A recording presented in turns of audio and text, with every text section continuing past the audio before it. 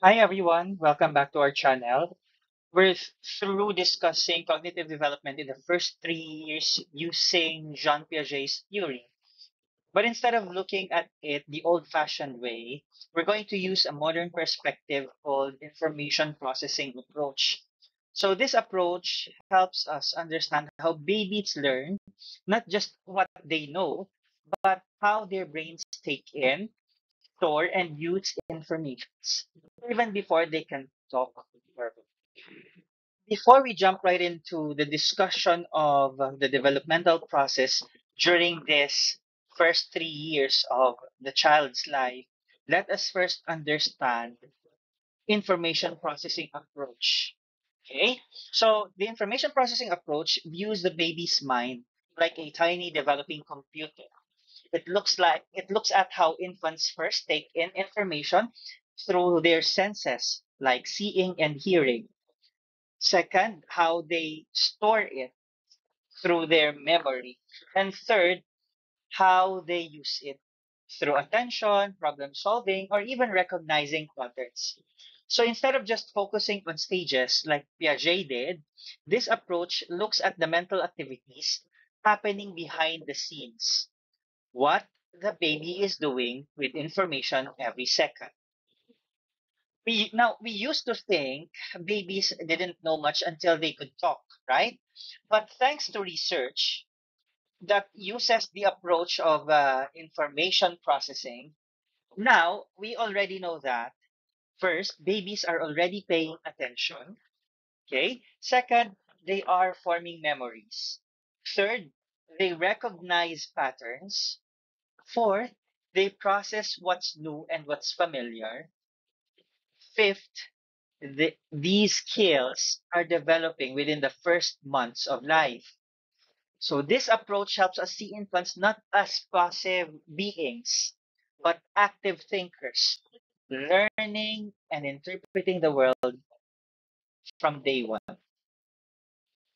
Using the information processing approach, psychologists study these concepts. Habituation, or how babies get used to repeated stimuli. Attention and memory, how long they look and what they remember. Cross-modal transfer, how they connect senses such as touch and sight, say for example. Visual preference, what images or patterns they like. And representational competence, whether they understand that symbols or pictures can stand for real objects. So each of these tells us something important about the development of the brain, and we'll explore all of them in this video.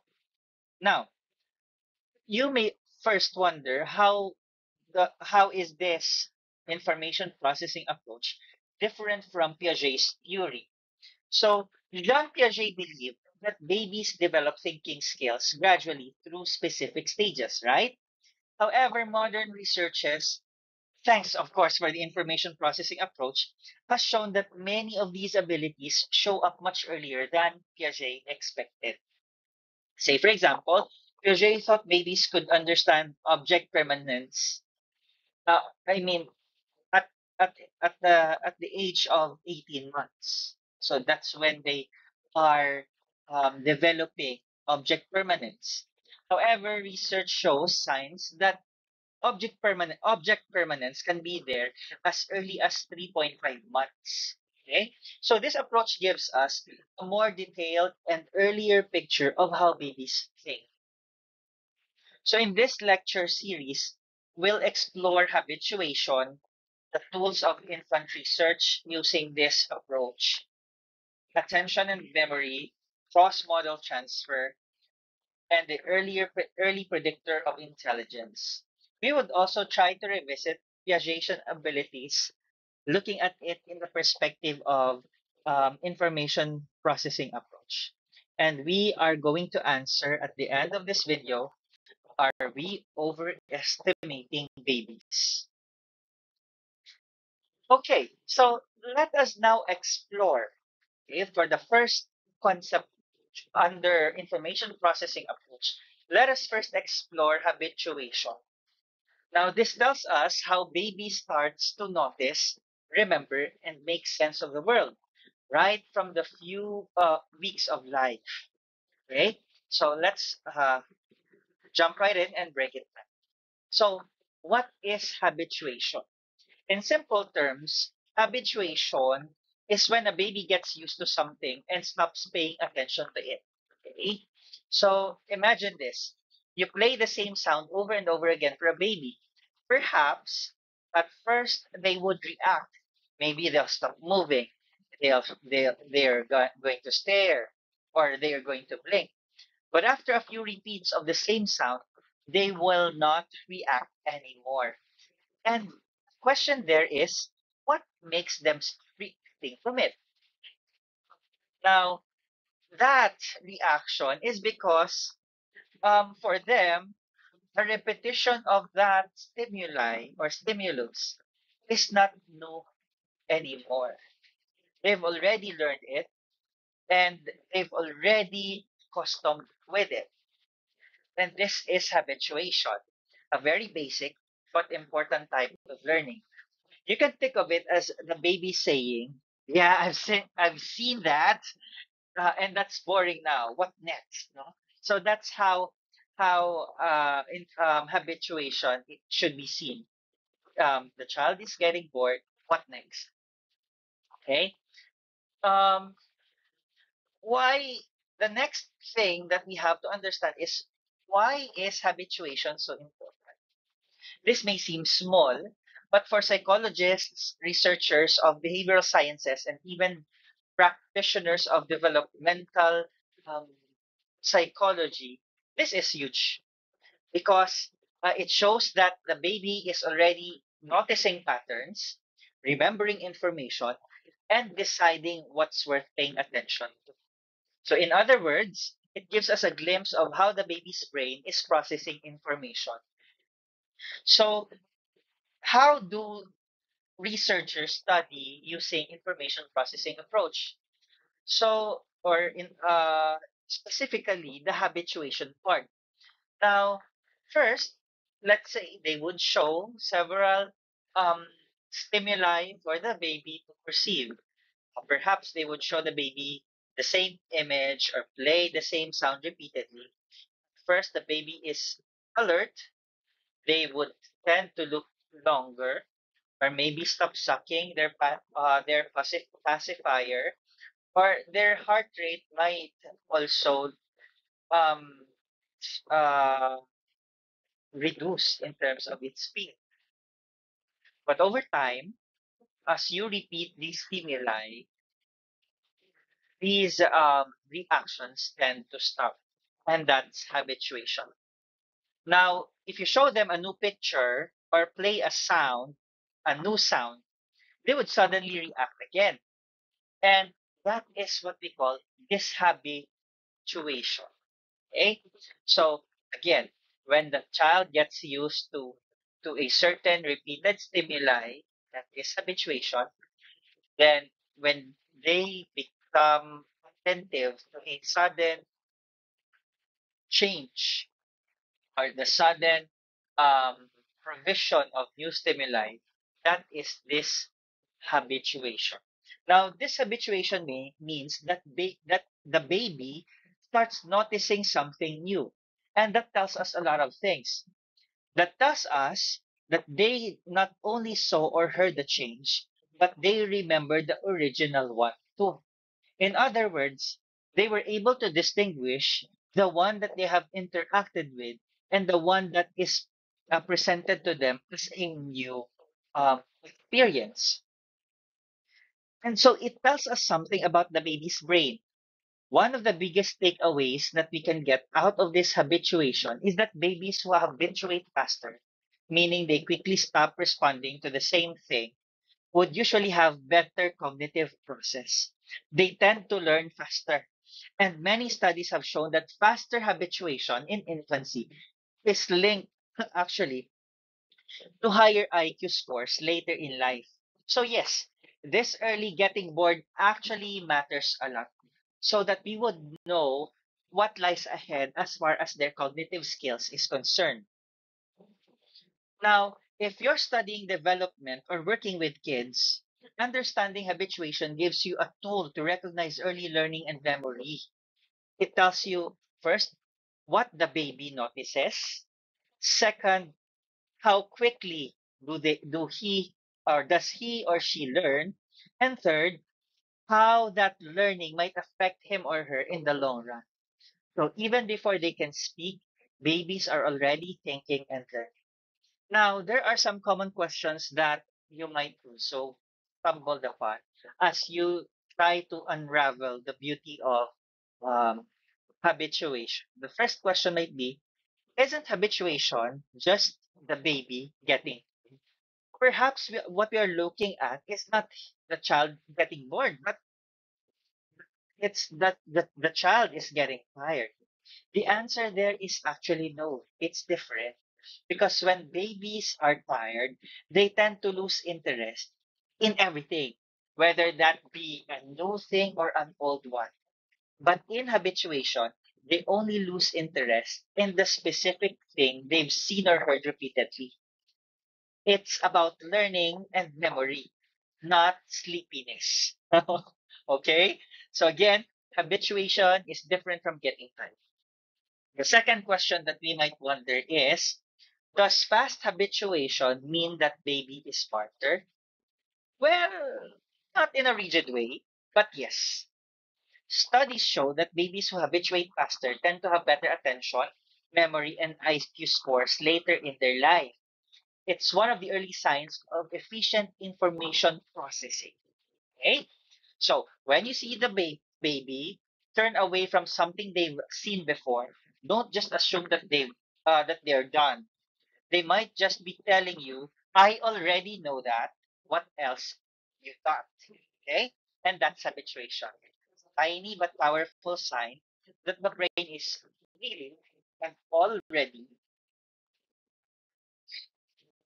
Now, the next question that we are going to ask is, how do we really know what babies are thinking if they can't even think yet? So, seems impossible, right? But for psychologists, for us who are studying development, um, we have developed some really smart ways to figure it out. These are called tools of infant research. These are methods that would help us understand what babies know, prefer, and what do they remember so far. Now, with me through these different tools that we use. First, we have visual preference. And this would answer the basic question, what do babies like to look at? Okay? And this is based on a simple idea. Babies look longer at things they find interesting. So if you show a baby two pictures, one of a plain line and one of a complex pattern, and they stare at the pattern longer, that tells us that they prefer complex patterns over um, plain line, right? So in research, longer looking is equal to greater interest. This is for the infants, the babies. Now, another question that we can um, take out of this is, uh, what do babies tend to prefer? Okay, what do they really want? Huh? So research has shown that babies have clear visual preferences. It's really clear. They tend to like curved lines over straight ones. They tend to like complex patterns over simple ones. They tend to focus more on 3D objects over flat images. They tend to um, look longer um, to faces over random shapes. They like looking at moving things over still ones, and especially newer things over familiar ones. That last one leads us to our next tool.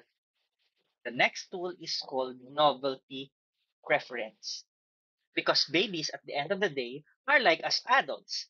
They also love new stuff. So, babies naturally like novelty. They get excited by new sights and sounds. It's like their brain is saying, "Oh, that's different. Let's check that out." Okay, so that's how their brain is wired during that time.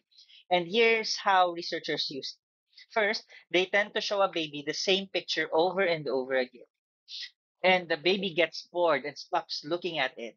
Again, what do you call that one? Based on information processing approach? That is habituation. Correct. After getting bored, they will then show a new picture.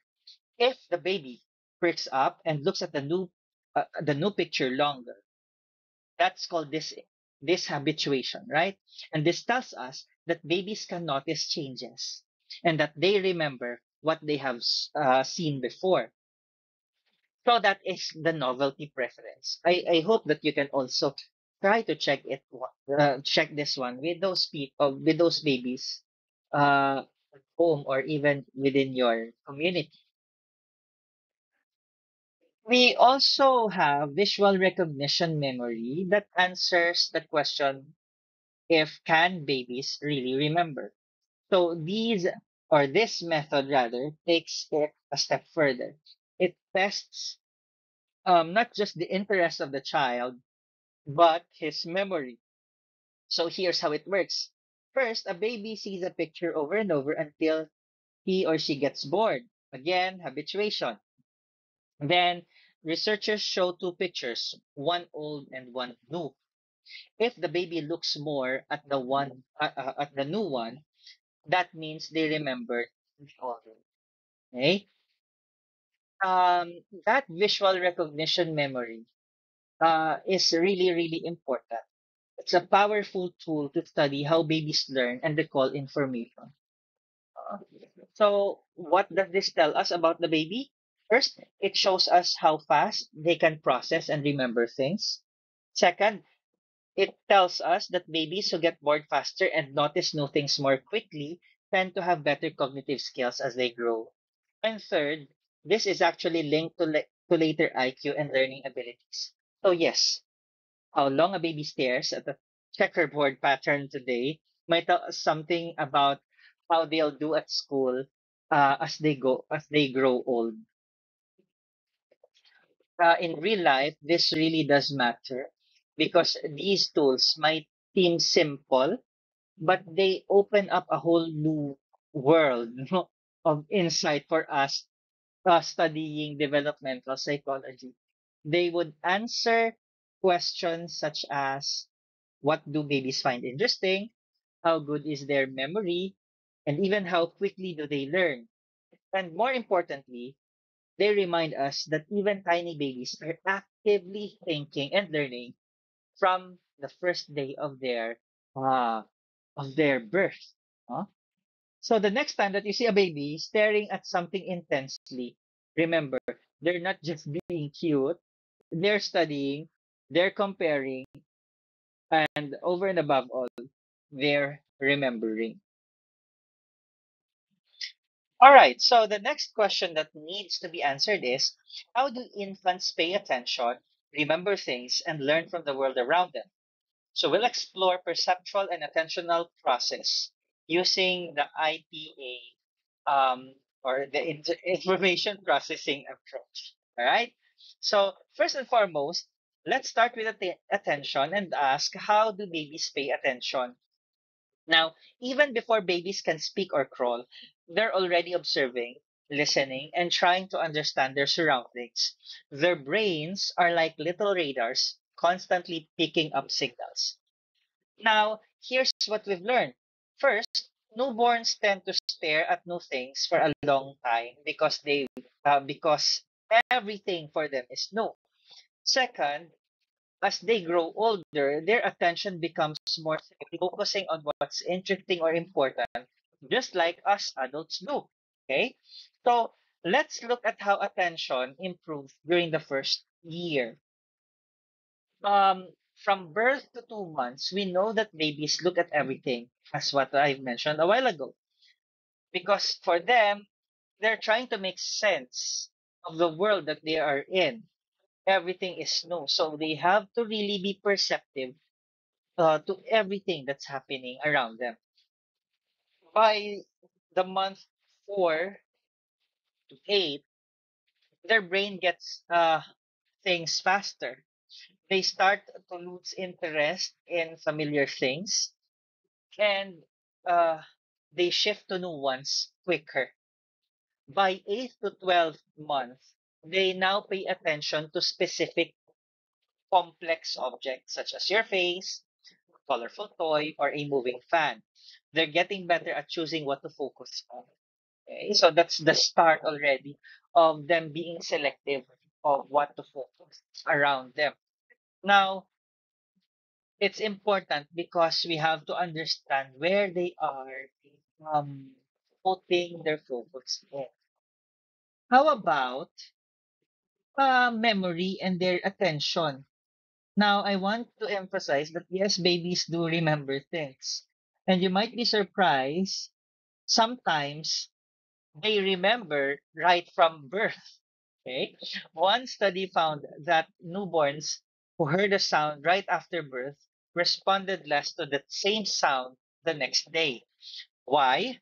Because they remembered it. That's early memory in action. And we can see it through a quick breakdown. Newborns remember familiar voices and sounds, especially, of course, the mom's voice, because they cannot yet see things vividly during the time. From fourth, eighth month, they can already remember short visual and audio experiences, right?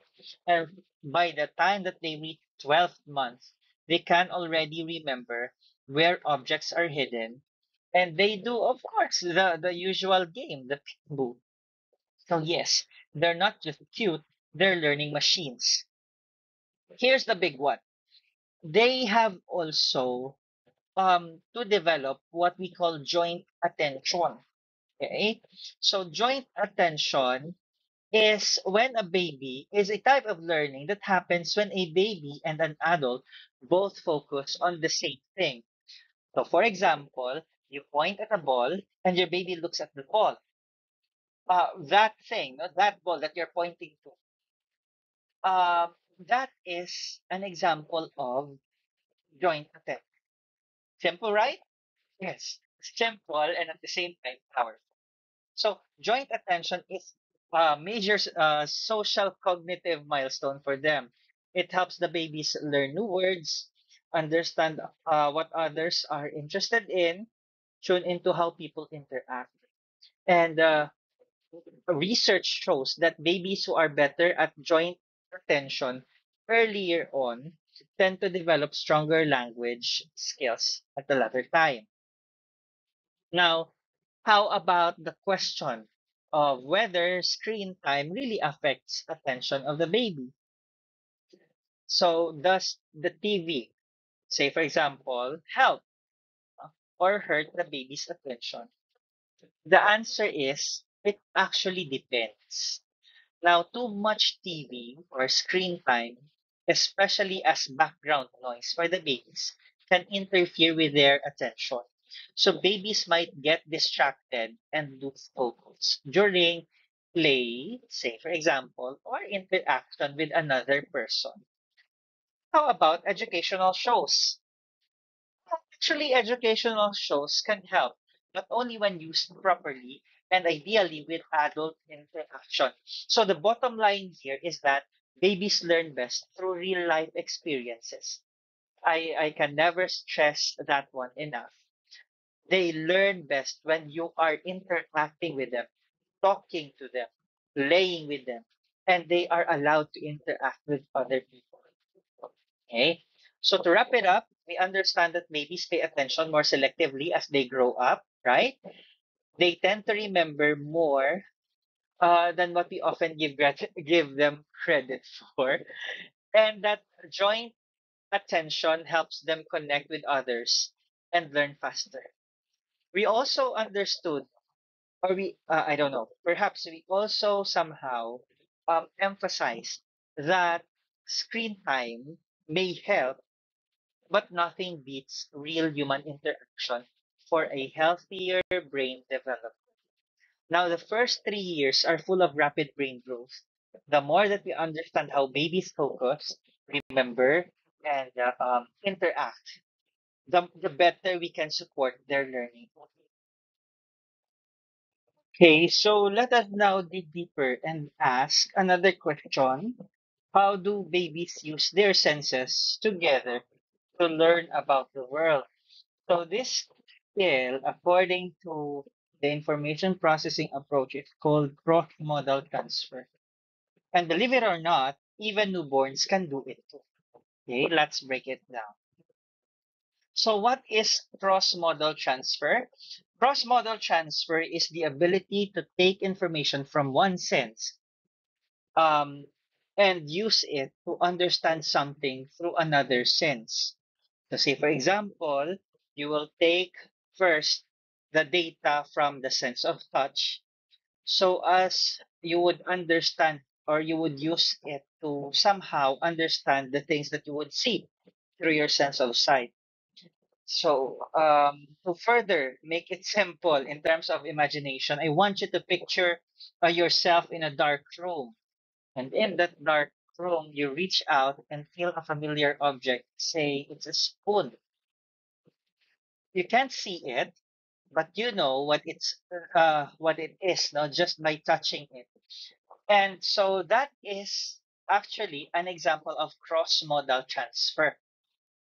Your sense of touch is helping you process things that are somehow being done by your sense of vision. And yes, babies are born with the ability to do this. Although we can say it's not perfect, but they start building the skill from the very beginning of their existence. Um, if we are still not sure whether the babies or the newborns can do this, surprisingly, actually, they can. Even newborns can show basic signs of cross-modal transfer. For example, if a newborn hears a sound, they often turn their head towards it, right? That's them using the sense of hearing. So they will be, so their sense of vision will be guided. It's their way also of saying that I heard something, let me find it.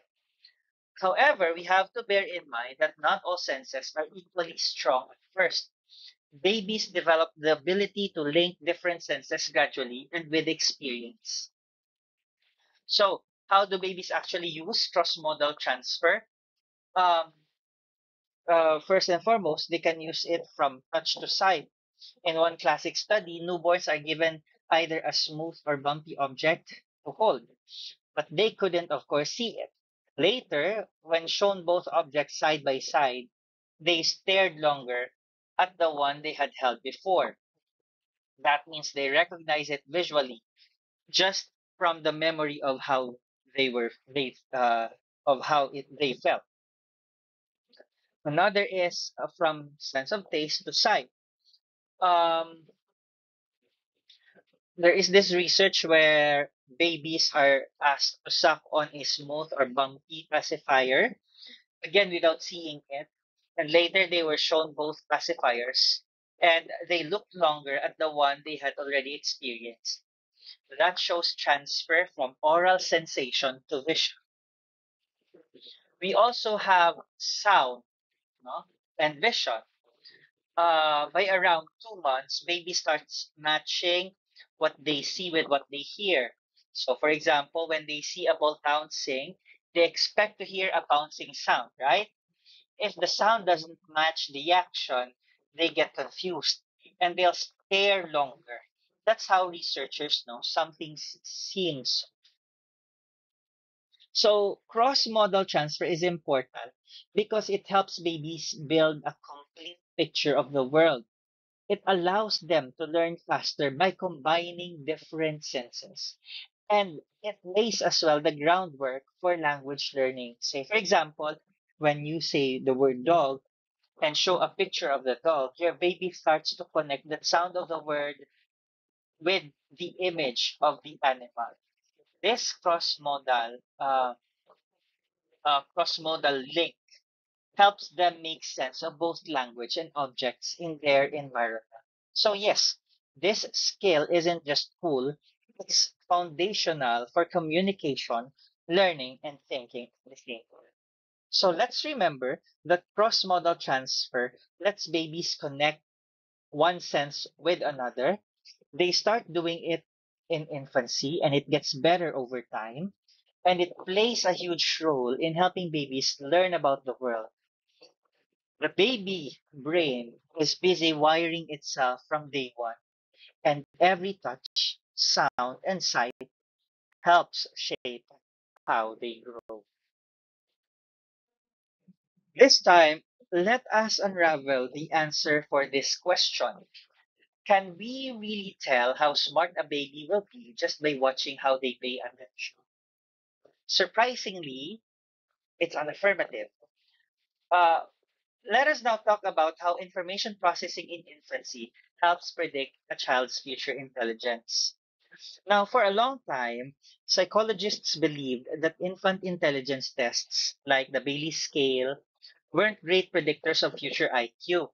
However, more recent studies show that how babies process information, things like how quickly they focus, shift attention, or recognize new things, actually gives us clues about their future cognitive abilities.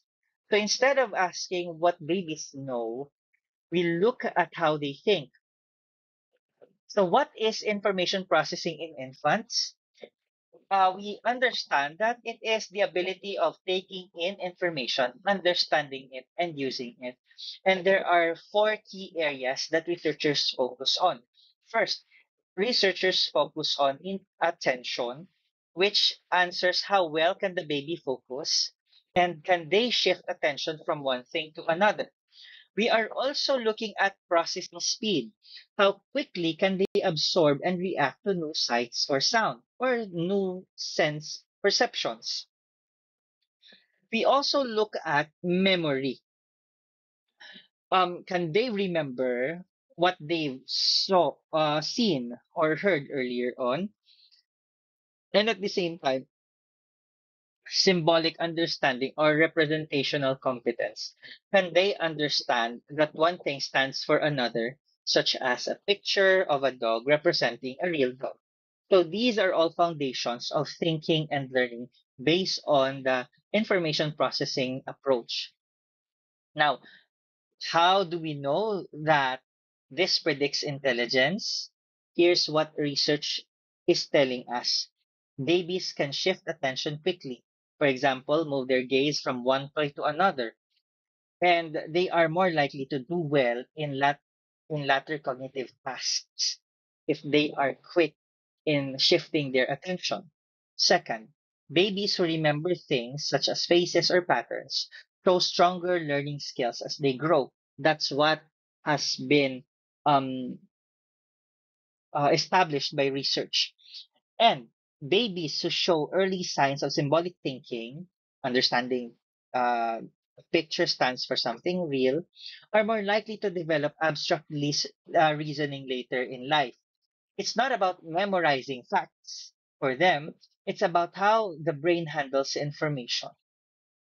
Okay, so let's compare two babies. For example, we have baby A that sees a colorful toy and black and white toy. They quickly scan both, then focus on the more interesting one, which is the colorful toy. We also have baby B just staring at one toy and ignores the other. Now, the question is which among these would have higher IQ scores later in childhood? Now, research shows that baby A's quick shifting of attention is linked to stronger problem solving skills and higher IQ scores later in childhood. So those little eye movements that the baby is doing, they matter. And we have to also put our attention onto these small or minute details that they are doing in terms of their behavior. Okay. So again, the specific traits that matter based on information processing approach that is linked to future intelligence are attention, processing speed, memory, and representational competence. Uh, Saying all of these things no, only means that intelligence isn't just about knowing the alphabet or counting to 10. Even in first year, we know that babies show signs of how well they process the world. And those signs can help predict how they'll learn in the future. Understanding these early cognitive skills help us support healthy brain development, and it shows us that even the smallest behavior can tell us a lot, especially in terms of the child's cognitive development. Information processing approach with that of Piagetians. So how babies develop key thinking skills much earlier than Piaget originally believed. um, we looked at four core cognitive abilities in the infant. We will look into the categorization, causality, object permanence, and number understanding. So these were all parts of Piaget's theory, but modern research using information processing approach has shown us that infants can do these things much earlier than Piaget thought. So first we have categorization. If you can remember, we can define categorization as the ability to group similar things together. What Piaget said actually is that this did not happen until around 18 months. So, however, research tend to show that it's way earlier. Newborns can already tell the difference between closed shapes, such as squares and circles, than open shapes, such as crosses. By 3 to 4 months, babies can tell the difference between cats and dogs, even if you are just sharing it with them using pictures. By 12 to 14th month, they use conceptual categories already, understanding that chairs are furnitures and not animals. So say, for example, if you show a baby a few cat photos, then a dog photo, they'll stare longer at the dog because it's new to them. That's evidence they've formed a mental category for cat. Second is the understanding of causality. When we talk about causality, it is the idea that one event causes another, right? Now, in Piaget's view, babies don't understand cause and effect relationship until 4 to 6 months. However, again, new research suggests that it begins earlier than that. By 4.5 months, babies can understand that if one ball rolls and hits another, it should cause the second ball to move as well. By 8 months, they get it even they get it even if part of the action is hidden. And by 10th to 12th month, they know some actions are done by people and others by objects. So if a baby squeezes a toy duck and it quacks, say for example, they'll keep on doing it. That means they figured out they're causing the sound. That's causality in action. Okay. We also have again object permanence, or the idea that objects still exist even when we can't see them. Now, if you can remember, Piaget believed that these skills slowly developed and wasn't solid until about 18 to 24 months, right? But now we know that by 3.5 months, babies show surprise if something that shouldn't be behind the screen is suddenly gone, or something that should be behind the screen is suddenly gone. At 9 to 10 months, they'll look for a hidden toy but might make errors like looking in the wrong spot. We call that an A not B error, right? But around 18 to 24 months, they fully understand that things continue to exist even when out of sight. So, why is Peekaboo so entertaining? Is because babies are just starting to grasp that you're still there even when you cover your face. We also have understanding numbers. Uh, Believe it or not, babies can grasp simple quantities even before they can talk. So Piaget, however, believed that number sense came much later in early childhood. However, newborns, according to, to researchers using information processing approach, uh, has found out that newborns can match the number of sounds they hear with the number of objects they see. For example, hearing four beeps and seeing four dots. By 4 months, they can tell the difference between two versus three objects. By 12 months, they understand basic addition and subtraction, and they get surprised if math doesn't add up. Okay?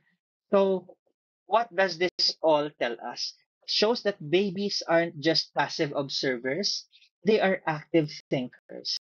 They constantly sort things, connect the dots, remember past experiences, and analyze the world as it unravels itself in front of them, even in the first few months of their life. Now we've talked about how babies can categorize objects, understand cause and effect, grasp object permanence, and even have a basic sense of numbers. But now let's step back and ask a tough question. Are we overestimating what babies actually understand? So let's explore the database to unravel the answer for this question. The core issue is this. When a baby looks longer at something unexpected, say a toy car tends to disappear, do they actually understand that something is wrong? Or are they just reacting to something that looks, well, weird? Example, imagine showing a baby two scenes, a ball rolling and stops, and a ball that rolls and suddenly floats in the air. The baby stares longer at the floating ball, but does this mean they understand that balls shouldn't float? Or are they just confused because it looks so unfamiliar for them? Now, the skeptical view would tell us that uh, babies would tend to hold on uh, and perhaps let us step back because maybe we might just be reading too much into this. Um, how do I say it? Maybe, just maybe, babies are just reacting to visual differences, not thinking about cause and effect or gravity at that. Now, just because, according to skeptics' view, just because something is new or unusual doesn't mean the baby understands why. Say, for example, a baby might stare at a green cat, not because they know cats aren't green, but simply because they've never seen one before. So, in this view, longer looking times don't always mean deeper understanding for the babies. We also have the optimistic view that would somehow tell us no, babies are smarter than we think. These optimistic researchers tend to believe that infants are born with core knowledge, a basic built-in understanding of how the world works. They are not tabula rasa, as what John Locke would consider them. So they would understand things such as or ideas such as gravity, that an object should fall and not float, continuity, objects should not just vanish, and numerical sense. Two is more than one, three is more than two. So, who is right actually with this question? Now, honestly, we're still figuring it out. Some experts will believe infants come preloaded with basic concepts about the world. Others think they're just reacting to things that are visually odd without fully understanding what's really happening. But here's what we do know for sure. Babies are more aware, curious, and responsive than we used to think. Even if they don't fully understand, they are constantly learning, noticing patterns, and building their mental toolkit. So, are we overestimating infants? Well, maybe in some cases, but we're definitely not underestimating them anymore. Whether it's real understanding or just strong reactions to novelty, babies are not blank slates. They're active learners from day one. And that's what makes infants develop uh, in a more exciting way. So it's really so exciting to study them, and importantly, to understand really what's happening inside of their minds. That's it. That is information processing approach, explaining to us the cognitive development from the first 3 years. Thank you everyone for watching. If you found this helpful, don't forget to like and subscribe. You can also hit the bell button so you don't miss the next lecture. Feel free to leave a comment whether you're a student, a parent, or a fellow psych educator. I'd love to hear your thoughts as to how I'm going to improve as well with my explanation. So, yeah, see you in the next video.